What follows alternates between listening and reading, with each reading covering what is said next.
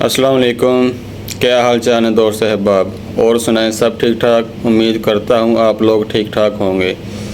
तो ईद उल अज़हा के हवाले से मैं कुर्बानी के हिसाब से एक बयान लेके आया था डॉक्टर इसलाल अहमद का, जिसमें वो बयान कर रहे हैं कि कुर्बानी क्या है और कुर्बानी क्यों ज़रूरी है। तो इस हवाले से आपके साथ उनकी वीडियो शेयर करना चाहता था, तो इसको सुनिएगा, इंशाअल्लाह आपको बहुत फ़ायदा होगा। तो काइंडली आपकी ताउन का आपके ताउन का बहुत बहुत शुक्रिया, और इससे और मज़ीद अच्छी वीडियो इंशाअल्लाह आपके लिए लेके आता रहूँगा। तो इंशाअल्लाह सुनेगा, आपको बहुत अच्छा लगेगा। तो मुझे फ़ीडबैक दीजिएगा, बहुत बहुत शुक्रिया। ओके, अल्लाह हाफ़िज़। अब मैं एक मौजू ले रहा हूँ, ये जो कुर्बानी का मसला है, इसके बारे में एक ज़माने में तो बहुत मुनकरीन हदीस की तरफ से इसके खिलाफ बड़ी जो है एक मुहिम चली थी कि ख़त्म किया जाए इसको। ये खामखा जो है खर्च होता है बहुत बड़ा, और ज़ाया होता है गोश्त, इतने बड़े पैमाने पर गोश्त होता है, खाया नहीं जाता। अच्छा, एक ज़माने में फ्रिज भी नहीं थे, ये भी नहीं कि आप महफूज कर दें, गोश्त ज़ाया भी हो सकता था, और भी चीज़ें जो है वो गोश्त की वो सही तौर से इस्तेमाल नहीं होती थी। तो इसके ऊपर बड़ा प्रोपेगेंडा मुनकरीन हदीस का रहा कि ये जो है कुर्बानी सिर्फ हज के मौके पर है। मैं उसकी नफी के लिए आज आपको बता रहा हूं कि सूरह हज के अंदर जो दो रुकू हैं, एक चौथा एक पांचवा, चौथे रुकू में भी कुर्बानी का जिक्र है, पांचवें में भी कुर्बानी का जिक्र है। ये एकदम जो है एक जगह पर जो दो तरह की कुर्बानियों का जिक्र हो रहा है, ये क्यों हो रहा है? चौथे रुकू में वो मनासिक हज के साथ उसका जिक्र है। वहां जो फरमाया गया लियशहदू मनाफ़िअ लहुम व यज़कुरू इस्मल्लाहि अला मा रज़क़हुम मिन बहीमतिल अनाम फ़ी अय्यामिन मालूमातिन अला मा रज़क़हुम मिन बहीमतिल अनाम फ़कुलू मिनहा व अतिमुल बाइसल फ़क़ीर। वहाँ पे कुर्बानियाँ दो, फिर अल्लाह का नाम लो, उन जानवरों पर जो अल्लाह ने तुम्हें अता किए हैं, उन जो मुअय्यन दिनों के अंदर दो, फ़ी अय्यामिन मालूमातिन, और फिर उसमें से खुद भी खाओ, और जो है जो जैसे सदका का गोश्त होता है वो नहीं है, वो कुर्बानी का गोश्त है, उसमें से आप खुद भी खाएं और गुरबा को खिलाएं, गरीबों को दे, मसाकिन को दे। तो ये पूरा हुक्म आ चुका है चौथे रुकू के अंदर। पांचवा रुकू पूरा का पूरा जो है वो ईद उल अज़हा पर है मेरे नजदीक। यही हिकमत सौम के बारे में है कि वहां जब एक हुक्म तकरार करके आया कि पहले फरमा दिया गया फमन कान मिनकुम मरीदन औ अला सफरिन फ़इद्दतुम मिन अय्यामिन उख़र, अगर बीमार हो कोई और ये या कि सफर पर हो तो वो तादाद दूसरे दिनों में पूरी करे। फिर क्या वजह दोबारा आ रहा है? शहरु रमज़ान अल्लज़ी उन्ज़िला फ़ीहिल क़ुरआन हुदल लिन्नास व बय्यिनातिन मिनल हुदा वल फ़ुरक़ान फ़मन शहिदा मिनकुम अश-शहरा फ़लयसुम व मन काना मरीदन औ अला सफरिन फ़इद्दतुम मिन अय्यामिन उख़र। क्यों? ये तो अदबी एतबार से ये कलाम का ऐब शुमार होता, तकरार बिला किसी सबब के नहीं, सबब के बगैर नहीं। वहां क्या था? वहां इन दो रियायतों के साथ तीसरी भी शामिल थी कि अगर सही हो और मुकीम हो फिर भी रोजा न रखो तो एक मिस्कीन को खाना खिला दो। ये रियायत खत्म हुई है रमजान के रोजे के साथ, अब रखना पड़ेगा रोजा। और अगर बीमार हो या सफर पर हो तो ठीक है, दूसरे दिनों में पूरा करो, पूरा करना लाजिम है उसका। तो ये चीज जो है ये दर हकीकत किसी वजह से होती है। बिल्कुल यही बात है सूरह हज के चौथे रुकू के अंदर, वो जो कुर्बानी है हज के साथ उसका जिक्र आ चुका। अब सुनिए ये जो आ रहा है, फरमाया वले कुल्ल उम्मतिन जालना मनसकन, हर उम्मत पर हमने एक जो है कुर्बानी का मामला नाज़िल वो जो है फर्ज किया है।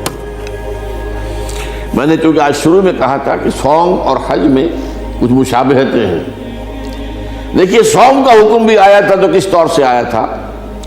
या अय्युहल्लज़ीना आमनू कुतिबा अलैकुमुस्सियामु कमा कुतिबा अलल्लज़ीना मिन क़ब्लिकुम लअल्लकुम तत्तक़ून।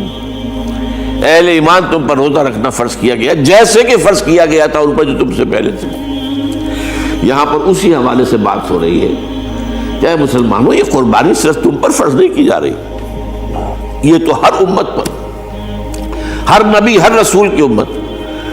वलिकुल्लि उम्मतिन जअलना मनसकन लियज़कुरू इस्मल्लाहि अलैहा, ताकि वो नाम ले अल्लाह का, علی ما رزقہم من بہیمۃ الانعام، جو کچھ اللہ تعالیٰ نے انہیں رزق دیا ہے، یہ چوپائے جو ہیں حیوانات قسم کے، ان پر اللہ کا نام لے کر چھری پھیری جائے، اللہ کے نام سے ان کو ذبح کیا جائے۔ فَإِلَٰهُكُمْ إِلَٰهٌ وَاحِدٌ فَلَهُ أَسْلِمُوا۔ تو یہ جان لو کہ اس قربانی کی اصل روح کیا ہے؟ وہ یہ ہے کہ اللہ تمہارا ایک الہ ہے، اسی کے سامنے تمہیں سر جھکانا ہے۔ یہ روح تقوی اگر نہیں ہوگی تو یہ قربانی بے معنی ہو جائے گی۔ نماز و روزہ و قربانی و حج یہ سب باقی ہیں، تو باقی نہیں ہے۔ جب اللہ تعالیٰ کے ساتھ تعلق نہیں ہے تو یہ ساری چیزیں ریچولز بن جائیں گی۔ اب یہ بھی ہوتا ہے، 20-20 25-25 ہزار کے بکرے جو ہیں وہ لوگ لیتے ہیں، پھر ان کو گھماتے ہیں، پھراتے ہیں، ان کے اوپر ریشمی چادریں چڑھاتے ہیں، ان کو جو ہے وہ مہندی لگا کر، بہرحال وہ چیزیں جو ہیں یہ اظہار اس طرح کا یہ تو پسندیدہ نہیں ہے۔ تو یہ تو لوگوں کو دکھانے کی بات ہے اور اپنے پیسے کی جو ہے اپنی دولت کے اظہار کا ایک ذریعہ ہے۔ لیکن یہ کہ بہرحال قربانی انسان کرے اور یہ کہ اس کے اندر روح جو ہے تقویٰ کی وہ موجود ہوگی۔ فَإِلَٰهُكُمْ إِلَٰهٌ وَاحِدٌ فَلَهُ أَسْلِمُوا وَبَشِّرِ الْمُخْبِتِينَ۔ اور اے نبی ان لوگوں کو بشارت دے دیجئے کہ جو اللہ کے سامنے جھکے رہتے ہیں، خشوع اور خضوع کی شکل اختیار کرتے ہیں۔ الَّذِينَ إِذَا ذُكِرَ اللَّهُ وَجِلَتْ قُلُوبُهُمْ، وہ لوگ کہ جب اللہ کا نام لیا جائے تو ان کے دل لرز اٹھتے ہیں۔ وَالصَّابِرِينَ عَلَىٰ مَا أَصَابَهُمْ، اور صبر کرنے والے جبکہ اس چیزوں پر کہ جو اللہ کی طرف سے ان پر آ گئی، وہ مصیبتیں، کوئی تکالیف۔ والمقیم الصلاۃ، اور نماز کو قائم کرنے والے۔ ومما رزقناہم ينفقون، اور جو کچھ ہم نے انہیں دیا ہے اس میں سے خرچ کرنے والے۔ یہ ایک نظام ہے پورا کا پورا جو آیت میں بیان کر دیا گیا، اس کا ایک جز جو ہے وہ یہ بھی ہے وَلِكُلِّ أُمَّةٍ جَعَلْنَا مَنسَكًا۔ یہ قربانی کا معاملہ جو ہے یہ بھی ہم نے ہر امت کے اوپر فرض کیا، ہر امت جو ہے اس کے اوپر لازم کیا گیا، اور اے مسلمانوں آج تم پر بھی لازم کیا جا رہا ہے۔ وَالْبُدْنَ جَعَلْنَاهَا لَكُم مِّن شَعَائِرِ اللَّهِ، اور یہ جو قربانی کے اونٹ ہیں، یہ خاص طور پر چونکہ عرب میں تو اونٹ کی قربانی ہوتی تھی، دوسرے جانور تو وہاں کم ہوتے ہیں، اور بہرحال ان کی قیمتی متاع بھی اونٹ ہے۔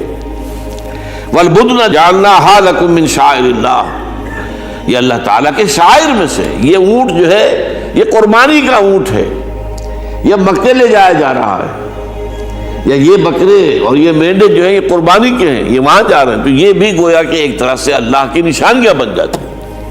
ان کے حوالے سے اللہ تعالیٰ کا ایک تصور اور اللہ تعالیٰ کے ساتھ ایک ذہنی رشتہ قائم ہوتا ہے۔ لیکن فیہا خیر، تمہارے لیے اس میں خیر ہے، بھلائی ہے۔ چنانچہ جب وہ جاتے تھے حج کے لیے تو جو بھی ان کے ساتھ دودھ دینے والا جانور ہے، قربانی کی نیت ہے لیکن دودھ جو ہے اس کا استعمال کر سکتے ہیں درمیان میں، اور بھی کوئی اگر ان کی کوئی چیزوں سے فائدہ اٹھانا ہو، لکم فیہا خیر۔ فاذکروا اسم اللہ علیہا، تو اب ان کا اللہ کا نام لو اس کے اوپر، صواف، صفیں باندھ کر وہ اونٹ کھڑے ہوتے ہیں اور ان کو نحر کیا جاتا ہے۔ آپ کو معلوم ہے ذبح نہیں ہوتا اونٹ، اتنا بڑا جانور ہے، گردن کتنی موٹی ہے، اس کا ذبح کرنا بڑا مشکل ہے۔ نہر کہتے ہیں اس کو۔